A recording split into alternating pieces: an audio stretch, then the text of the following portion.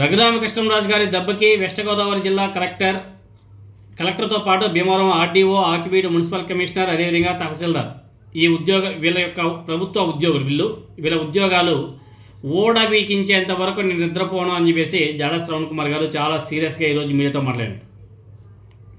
వాళ్ళ ఉద్యోగాల్ని ఓడపీకిస్తా, ఆ పని చేయకపోతే ఇంకెప్పుడు మీడియాలో కనిపించను అని చెప్పేసి శపథం చేశాడు ఆయన.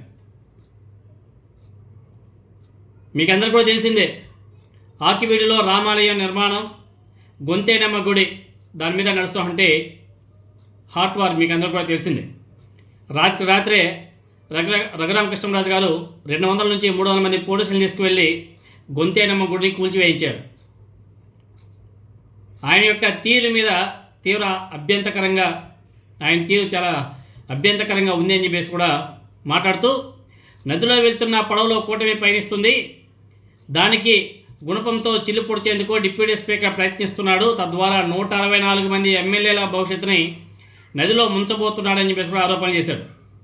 అదేవిధంగా ఆకివీడిలో డిప్యూటీ స్పీకర్ చేస్తుంటే పనికి కలెక్టర్, రెవెన్యూ అధికారులు, మున్సిపల్ కమిషనర్ ఏ రకంగా సపోర్ట్ చేస్తున్నారో తెలియదు, అనుమతులు లేకుండా ప్రభుత్వ స్థలంలో ఆలయం కడుతున్నారు, అలా కట్టకూడదని చెప్పేసి చెప్పినా కానీ కడుతున్నారు. దానికి సంబంధించి రిట్ పిటిషన్ కూడా ఏపీ హైకోర్టులో వేయడం జరిగింది.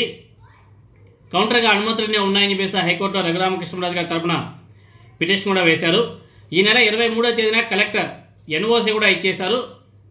అయితే కలెక్టర్ గారు క్షేత్రస్థాయిలో విచారించి నివేదిక సమర్పించాలని చెప్పేసి తహసీల్దార్, భీమవరం ఆర్డీఓను 22వ తేదీ సాయంత్రం 5 గంటలకు ఆదేశాలు కూడా ఇవ్వడం జరిగింది.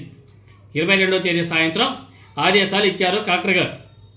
కానీ 23వ తేదీ ఉదయం 10 గంటలకు కలెక్టర్ గారు ఎన్ఓసి ఇవ్వడం, ఈలోపే తహసీల్దార్ గారు, ఆర్డీఓ గారు విచారణ కూడా పూర్తి చేశారని చెప్పేసి చెప్పడం చాలా ఆశ్చర్యకరంగా ఉంది.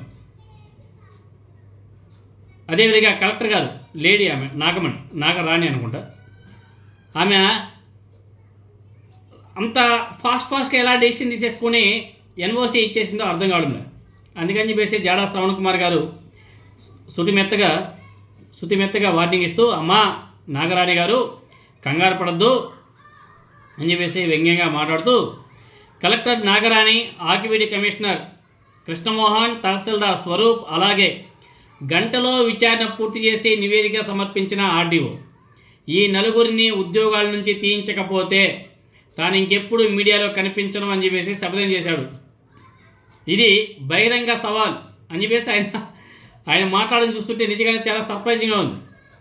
ఈరోజు కాకపోతే రేపు కాకపోతే ఎల్లుండు న్యాయస్థానంలో వీళ్ళ యొక్క ఉద్యోగాలు పీకించేంత వరకు నిద్రపోవడం అని చెప్పేసి ఆయన శబ్దం చేస్తున్నాడు. రఘురామకృష్ణంరాజు గారు ఇచ్చేటువంటి డబ్బుకో ఇంకో కారణాలతోనో ఇచ్చేటువంటి అనుమతులకు సంబంధించి పరిణామాలు ఏ విధంగా ఉంటాయో అతి త్వరలో సుప్రీంకోర్టులో చూస్తారు అని చెప్పేసి ఆయన చాలా స్ట్రాంగ్గా వార్నింగ్ ఇచ్చాడు.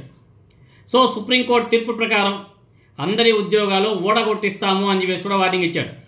అందరూ దోషులుగా నిలబడాల్సిందే, ఇళ్ళలకు కానీ పండుగని అనుకుంటే ఎట్లా అని చెప్పేసి ఆయన ప్రశ్నించాడు జాడా శ్రవణ్ కుమార్ గారు. అనుమతులు ఇస్తానే అన్నీ అయిపోవు అని చెప్పేసి కూడా హెచ్చరికలు ఇచ్చాడు. సో ముందు వీళ్ళ యొక్క ఉద్యోగాలతో పాటు మళ్ళీ వీళ్ళ వెనక ఉండి నడిపించామంటే ఆ మేధావులు ఎవరో వాళ్ళందరూ కూడా ఫ్యూచర్లో చాలా చాలా అనుభవించక తప్పదు.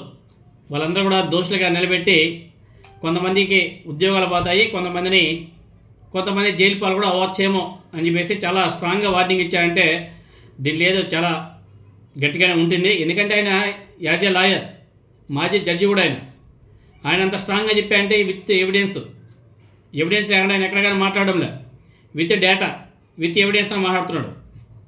ఏమో ఫ్యూచర్లో పరిస్థితి ఎలా ఉంటుందో చూడాలి.